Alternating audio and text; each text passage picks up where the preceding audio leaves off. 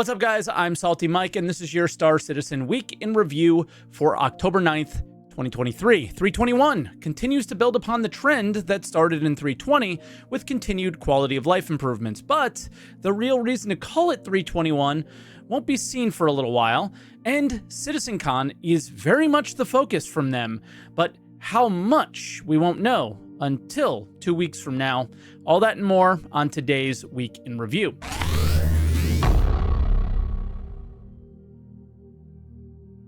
And as always, if this is your first week in review, this is where I take all of the official Star Citizen news each week, put it into one video, and share some of my opinions about it. I also live stream on Twitch, twitch.tv/SaltEMike, every day but Monday, starting at 6:30 a.m. Eastern Time. And yeah, we got a bit to get through this week. There were quite a few patches, so let's start out with patch notes.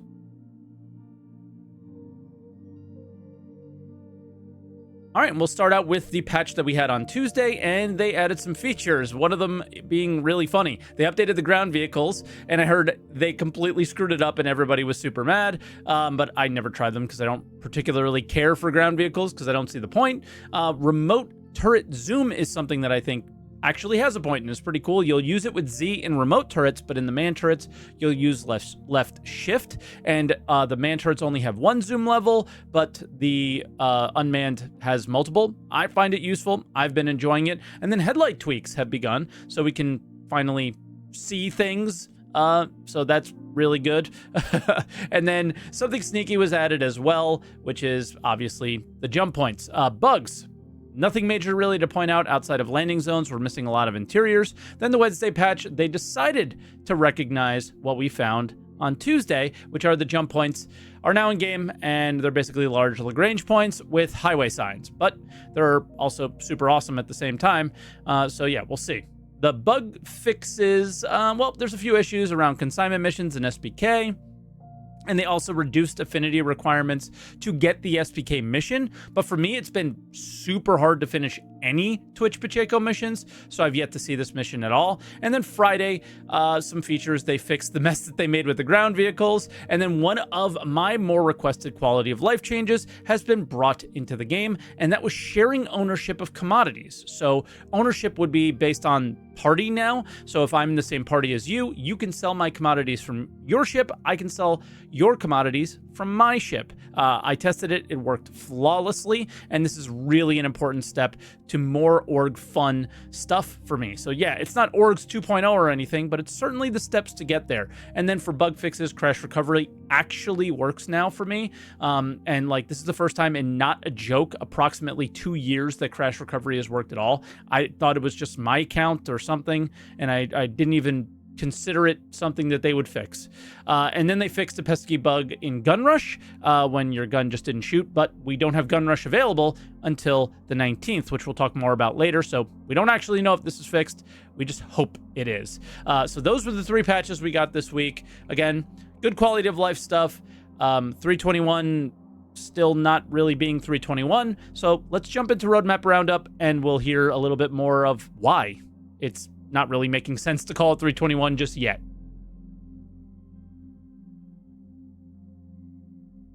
All right, and for the roundup, we'll start out with what cards they want to add to 321, which is the Crusader platforms, which we've already been to. It's just re-adding them. Retrieve consignment, which I find to be pretty cool. It's basically a kill quest plus SPK plus a delivery mission and the boss armors that you can loot there. And then steal evidence is missionizing, if that's a word, the SPK experience, but I haven't seen the mission yet, like I said earlier. And the Crusader A1, which should be in the patch, but it's not available to test right now because of Citizencon, I guess. So all the previous items we talked about are in and you could test them, but the A1 is not. And then for 321.x cards, replication layer updates. So this is the biggest part of calling it 321, but it won't be in 321.0. So it's going to be tested on the PTU or whatever new implementation of testing that they're doing. I don't know how we're going to call it necessarily, but it will be tested in line with 320 Live, just not on 320 Live. So what this will mean for the players, just basically server crashes should be less painful, and that's about it, right? Vehicle tractor beams are also there. Excited to see how these will work out. Their placement, to me, seems odd in some of the ships, but we'll have to see how it works in actual working experience. So we'll see how it goes. And then for vehicles, the Temporal Storm we'll obviously get to see that in a bit. And then the C1 Spirit from Crusader, which is basically Crusader's Cutlass. And then the Argo SRV, which I've been saying so much. I hope it comes with a bit more than just the tractor beam, right?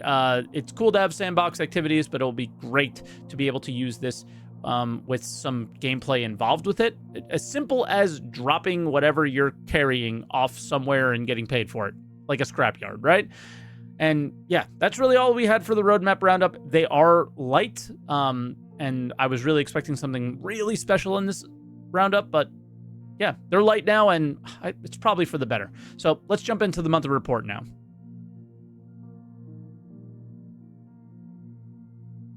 And for that report, we'll start out with AI features. And the main thing I'm focusing on here is the second paragraph. And that is that, I have been seeing improvements to the AI on the PTU. Yes, the PTU is the PTU, and it's usually more performant, but I've never seen FPS AI act this aggressive or just be this smooth. So they have to have improved something. And then character art. How long does it take to make an outfit? It takes character, if it takes the character art team 6+ months to, get these dusters and headhunters things nailed down, forget how long it's going to take to make a system overall, right? Like, it's just not a good look. I don't understand what's happening here. I wish we had seen some of this stuff in a sprint report. Maybe it's for Citizencon. I don't know, but man, it's been nonstop. And then for ship art, we're still talking about this new vehicle variant that we'll clearly see at Citizencon, but I couldn't guess what it might be. And then a whole new set of vehicles are in production. Again, maybe planned for SitCon, maybe planned for IAE, I'm not sure. And then the Sand Tokai is still being worked on, which is clearly being set for IAE. And then more remote tractor beam stuff. Nothing crazy there. Audio, I would normally not focus on audio at all, and especially not this, but people seem to be implying that the audio is the last step to getting pyro. But I think people conveniently forget that often in years past, since it's been a little while, a lot of the work they do leading up to October is for a demo. And CIG's focus is usually on that demo. This doesn't mean that pyro's done. It doesn't mean that it's not done. I'm here to remind you that very often they work towards a demo to show us off. Whether that demo means anything to us, the players, we'll see. It's very hard to say for right now. And that's what I meant by the intro is the focus on Citizencon or is the focus of Citizencon on the very near future of the game? We'll only find out at Citizencon, right? The economy. I think, again, the fact that there's even a team that is working on whatever the Star Citizen economy is it's a win. But I do think the fact that they are balancing the trade from Pyro to Stanton could be both a good and bad thing to hear, because it sounds like the dynamic economy is nowhere in sight, and their solution is kind of the same situation that we have now, which I don't think anybody really thinks is fantastic, right? So we'll see what this leads into, but I got my concerns with it, I guess. And then character features, I only call this out because Prone is and has been really brutal in this game for a really long time, so any update to it is welcome. And then gameplay features, Ship Tractor Beam and Salvage HUD was worked on. More on that HUD in the video updates section, and they sort of dealt with mining instability, and I would say sort of because it's really based on bad server performance, and bad servers will give you a bad mining experience still, but they absolutely got a win with the temporary fix for hull scraping. It feels fine to me now. They also supported munching, which they're now calling structural salvage, and I expect and hope to see that at Citizencon. Mission features. This is just a snippet of the update, as many of the things are in 321 that we just talked about in the patch notes, but the newer stuff, like an update to Siege, could be a good call out. And then they also are dealing with the insane profits from salvage and bounty missions. Then for vehicle features, the only thing worth calling out here is that they're supporting resource network. Another thing I really hope we see talked about at Citizencon at a minimum, but at the maximum, like actually see it in action. And then for UI, they are progressing with the Reputation app, which we already have. So is this about the new non-Flash Mobiglass app? It's kind of hard to say, or an update to the current one that we have. Regardless, Reputation is a pillar to the future of progression, in my opinion, so the more the merrier there. Everything else really in the monthly report was prep for Pyro, which could mean that it's for Citizencon, or it can mean it's for the future. It's really hard to say again, but we'll have to see.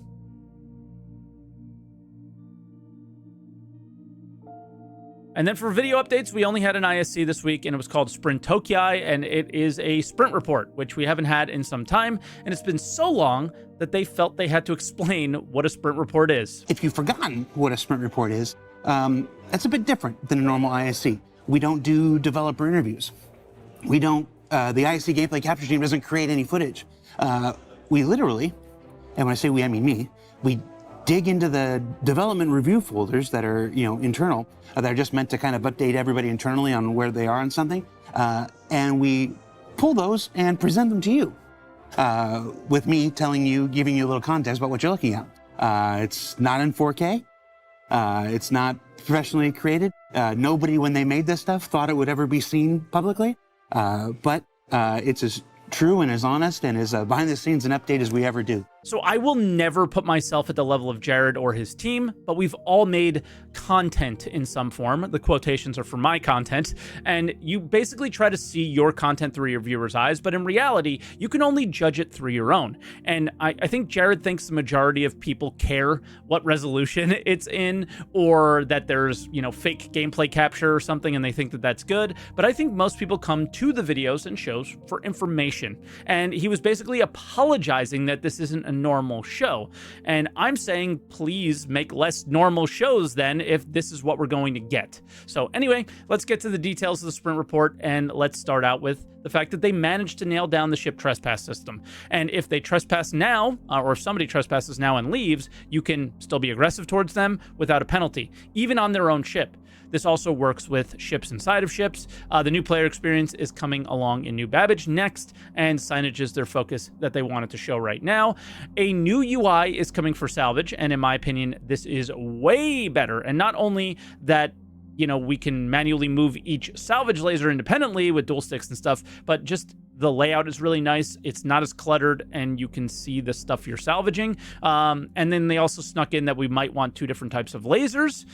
So we'll see as things continue to develop. And that's another thing that they called out, because hull scraping seems kind of done, but maybe it's not. Then they're adding these coffins that they've been showing off. I'm calling them coffins since last year's Citizencon, to the Hawk in preparation for the new bounty hunting mechanics. Maybe we'll see that at Citizencon. They showed the visuals of the work that was done to the Freelancer to have its components accessible, and that's cool. The Origin X1 is moving along in Whitebox. Okay, finding out who really is excited for that one. I certainly am not. The Apollo is in production in Whitebox as well, and I've never realized how big this ship is. Wow. Medical seems so simple for a platform this large, so I guess we fully expect it to really see some more focus at some point. And then they show more of the Santokiai, but they forgot that they've sneak peeked this thing for the last 6 months. But the cockpit looks cool, I guess. And they're working more on their in-game brands and making more documentation for them. Then, for the cargo refactor, they're making it much easier to place cargo, hopefully with less sparks that lead to explosions for us. And yeah, that was that. It was an informative episode with zero fluff. I enjoyed every second of it. I was informed. I didn't feel like I was trying to be entertained to or marketed to, and that's great.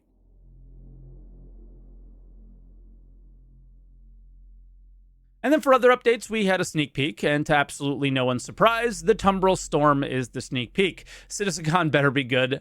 To be hiding this much, forcing me to see a tank, tank treads for 3 months in a row. Hopefully they got something good to show us. Then Halloween event. They're doing something actually new, cool, and fun. They're making skeleton models for Gun Rush on October 19th. Pretty excited about that.